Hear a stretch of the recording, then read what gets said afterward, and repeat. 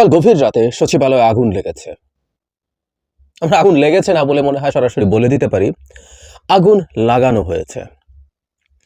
কেন আগুন লাগানো হয়েছে এত কনফিডেন্টলি আমরা বলতে পারি, তার জন্য সম্ভবত এই ছবিটাই যথেষ্ট, যেখানে দেখা যায় বেশ দূরত্বে অবস্থিত দুটো জায়গায়, একই ভবনে দুটো জায়গায় আগুন লেগেছে। মানে একই সাথে দুটো জায়গায় শর্ট সার্কিট হয়েছে, এটা হতে পারে না। এটা খুব সাধারণ কাণ্ডজ্ঞান এবং আমরা অনেকে সেটা বলছি এবং আমিও সত্যিই বিশ্বাস করি এটাই ঘটেছে। এমনকি এক জায়গায়ও যদি আগুন লাগতো তারপরেও একই কথা বলা যেতে পারত। দেখা গেছে সবচেয়ে বেশি ক্ষতিগ্রস্ত হয়েছে যেখানে ৮-৯ তলার নথিপত্র সব পুড়ে গেছে, সেখানে কোন কোন মন্ত্রণালয় ছিল সেটা একটু যদি দেখি। ৭ নম্বর ভবনে যুব ক্রীড়া মন্ত্রণালয়, ডাক টেলিযোগাযোগ তথ্য প্রযুক্তি মন্ত্রণালয়, স্থানীয় সরকার পল্লী উন্নয়ন ও সমবায় মন্ত্রণালয়, শ্রম ও কর্মসংস্থান মন্ত্রণালয়, অর্থ মন্ত্রণালয়, সড়ক পরিবহন ও সেতু মন্ত্রণালয়ের বিভিন্ন বিভাগ রয়েছে। 1:52 মিনিট আগুন লেগেছে, 54 মিনিট হয়েছে এবং 6 ঘন্টা পর এই আগুন নেভানো হয়েছে। গভীর রাতে, এত গভীর রাতে শর্ট সার্কিট, এটা মনে করার কোনো কারণ নেই। এবং বর্তমান বাংলাদেশের যে প্রেক্ষাপট, তাতে এই আগুন লাগানো হয়েছে এটা মনে করার যথেষ্ট কারণ আছে। কারণটা কি? আমরা একটা জিনিস একটু মনে রাখবো, প্রথম থেকেই এই সরকারকে অস্থিতিশীল করে তোলার চেষ্টা হয়েছে বিভিন্ন দিক থেকে। আওয়ামী লীগ ঘোষণা দিয়ে করেছে কাজটা, ঘোষণা দিচ্ছে, তারা স্পষ্টভাবে ঘোষণা দিচ্ছে শেখ হাসিনা বাংলাদেশকে হুমকি দিচ্ছেন, জনগণকে হুমকি দিচ্ছেন, তাকে যারা ক্ষমতা থেকে টেনে হিচড়ে নামিয়েছে এবং ভারতে পালিয়ে যেতে বাধ্য করেছে তাদেরকে হুমকি দিচ্ছেন। আওয়ামী লীগের লোকজন বাইরে বসে হুমকি দিচ্ছেন, তারা বাংলাদেশে এবং বাংলাদেশের লোকজনকে দেখে নেবেন। আর ভারতের আচরণ তো আসলে খুব স্পষ্ট, তারা বাংলাদেশকে একটা স্টেবল দেশ হিসাবে দেখতে পছন্দ করছে না। এবং এই সরকার, ডক্টর ইউনূসের সরকারের উপর তাদের তীব্র ক্ষোভ থাকে, তাদের দিক থেকে যৌক্তিক কারণও আছে।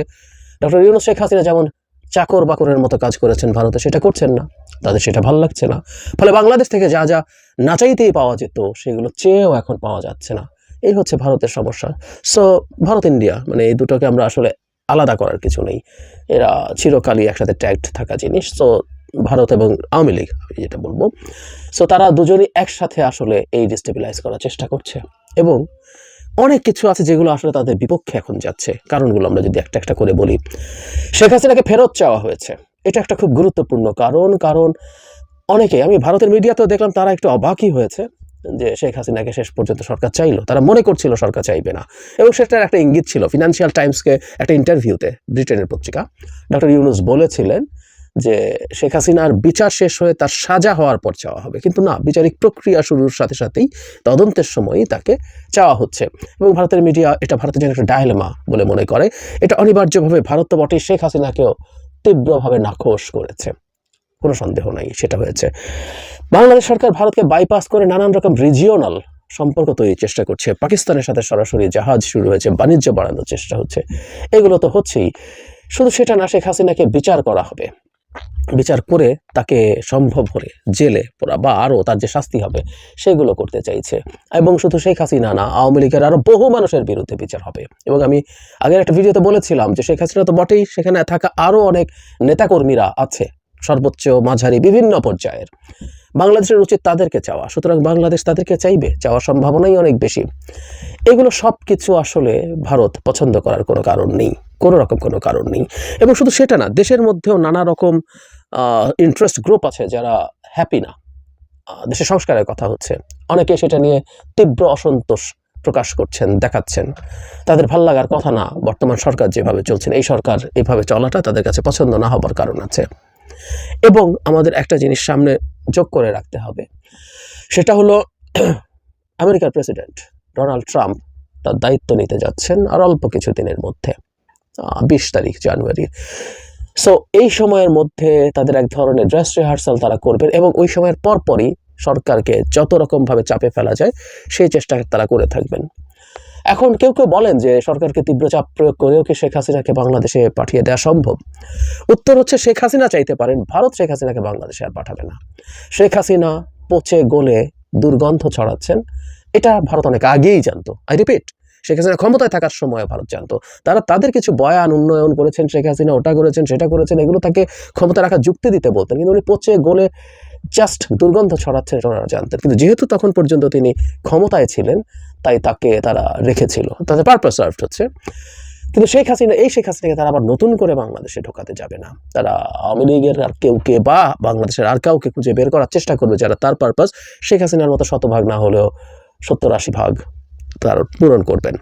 তো শেখ হাসিনা আসবে না, কিন্তু এই সরকারকে অস্থির করে যদি ভিন্ন কিছু তৈরি করার চেষ্টা করা যায়, ভিন্ন কিছু could be anything, কেউ একটা 1-11 কথা বলছেন, সেটাও ভারত বা শেখ হাসিনা পছন্দ করবেন। কারণ বর্তমানে যে সরকারটা আছে সেই সরকারটা সেই অর্থে নির্বাচিত সরকার না হলেও এটা জনগণের ম্যান্ডেট পাওয়া সরকার।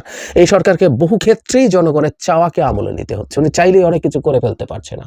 কিন্তু 1-11 মতো কিছু হয়ে যদি একজন ব্যক্তি ক্ষমতায় আসেন যিনি ভারত দ্বারা পেট্রোনাইজড, তার পক্ষে জনগণকে উপেক্ষা করে অনেক কিছু করা সম্ভব হয়ে উঠতে পারে।